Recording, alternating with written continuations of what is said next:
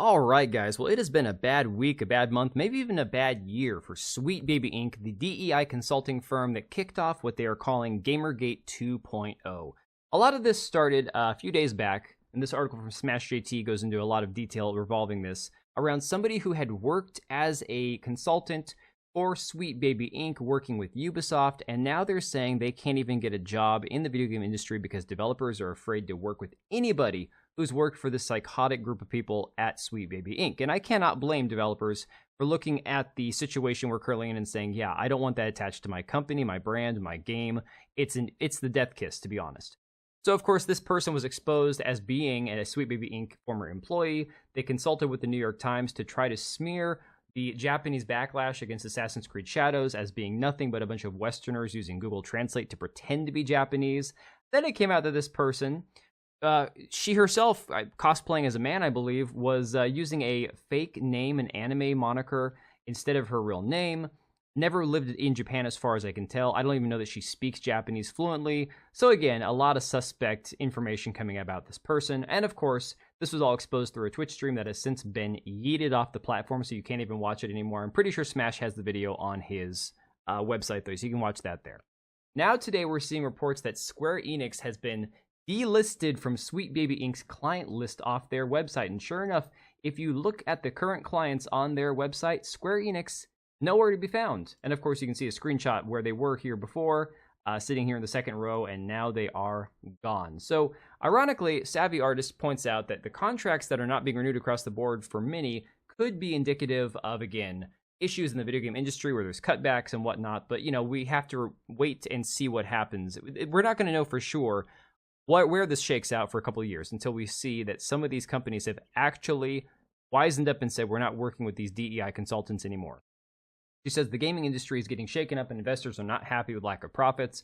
They surely aren't so silly that they don't realize people can't be guilted into buying bad games. Layoffs are happening even when a studio is successful, at least in the West. AAA studios are run by people more interested in their bonus than long-term sustainability for their employees, and investors don't play games. Game advertisement is being made for investors, showing off graphics, hair particle systems, etc., and because of it, gamers aren't buying it. The complaints about actual systems being shown off for graphical problems is just a precursor to more problems. A character creator being sold as inclusive while being the most limiting one in 10 years is merely one symptom. And that, again, in regards to Dragon Age Veilguard, where you can have chest surgery scars, but you can't have a cup big enough or bigger than a B for a woman. So very strange.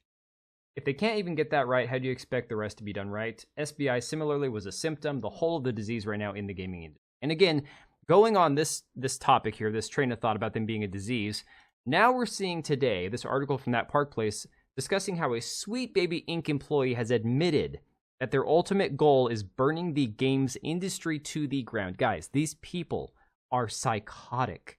They are completely deranged individuals. And again, this is now a person, a man who claims to be non-binary, looks to be fairly effeminate. I'm pretty sure he's confused about what the hell he's got going on. This article says, a Sweet Baby Inc. employee named Cameron Wild, who claims to be non-binary, admitted that his goal is burning the games industry to the ground.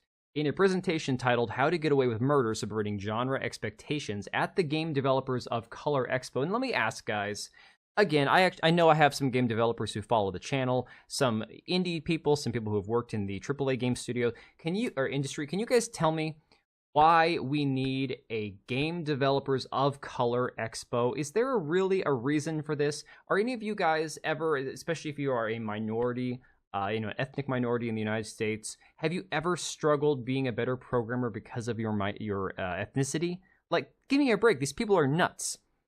Wild introduces himself saying he is a narrative designer and sensitivity reader with a company called Sweet Baby Inc.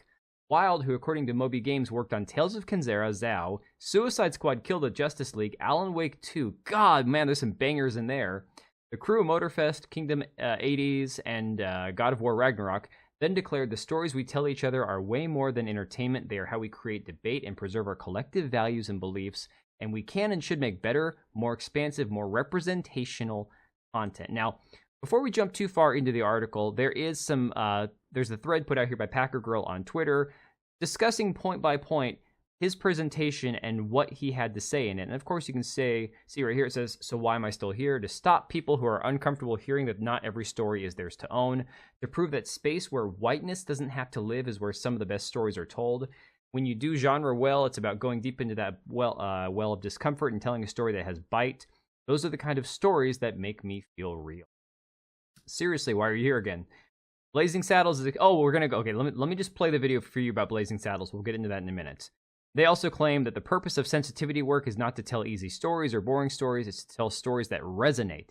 It is to ensure that we tell stories that are big, loud, scary, subversive, but that we do so with authenticity that will get to the heart of its audience. Again, subversive.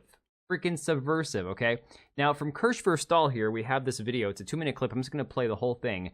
And this is pretty insane to hear this person discuss. And they're talking about Blazing Saddles as one of their favorite movies and contrasting that with Quentin Tarantino as a director. So just listen to this psychotic behavior. If you're going into a game trying to make it more representational content instead of just making a good game first and foremost, your game is not going to be good. Like, I genuinely don't understand this mindset, right? Like, I mean, I do, right? Because their most important thing is pushing their cultural revolution, even though they're going to lie to you and call you crazy for pointing it out. Blazing Saddles is extremely aware of social inequity and finds humor in that darkness. Brooks made sure the jokes came at the expense of whiteness and chipped away at an absurd social hierarchy. It isn't respectful, it's offensive, but it offends the right people. Now, that phrase right there, that it offends the right people, this is entirely the mindset of the people at Sweet Baby Inc., the DEI-obsessed losers who are trying to push this on society. It all goes back to this race Marxism, this idea that we have this racial inequality that can only be fixed by deconstructing the institutions that exist in current day. And because everything has always been steeped in racism, you cannot allow the current system to exist. It has to be uprooted and replaced. It's a revolutionary notion. It is completely, it's race communism, it's race Marxism, it's revolutionary BS. And again, it's just demented behavior by these people. I think that last sentence is very telling. You're allowed to be offensive as long as it's towards the right people. The final piece, maybe the biggest failing of Django Unchained as a genre film, is power. And I'll get to the lesson early, because good genre must consider its relationship to power. That is true of horror, science fiction. Tarantino hasn't earned the right to laugh. Earned the right to laugh. What the actual fuck am I reading? These people are lunatics! Genre is incompatible with the death of the author. In Tarantino's case, the man seems to thrive on people hating him, and so I don't hate him. But I do think his work needs to be critiqued out of existence, and that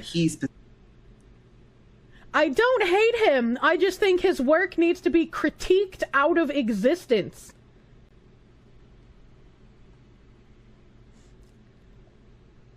Might I remind you, Chad, the beginning of his slides said that one of his goals was to burn the game industry to the ground.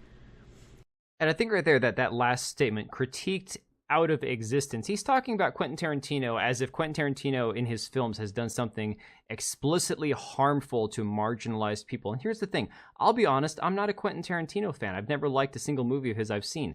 I don't care that his films aren't for me. If you like Quentin Tarantino, more power to you.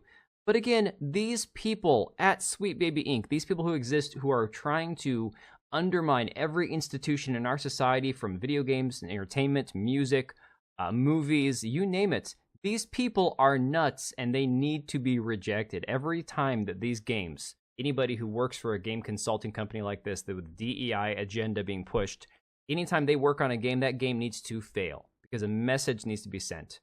All right, guys, let me know what you think about this stuff. This is absolutely lunatic behavior on display by these people, and they cannot go out of business soon enough. I will catch you on the next one. All right, and if you made it this far, thank you so much for watching the video. Thank you for being here. I do have 2 channels, Minimal Effort Podcast, as well as my gaming channel. I do have a Twitch and Kick for my gaming channel. We do live streams over there occasionally, maybe once a week. And then if you are in the market for a new PC, make sure to check out Meta PCs. Click the link I have down below. Use code TBO at checkout for a special discount. Thanks again for watching, and I'll see you next time.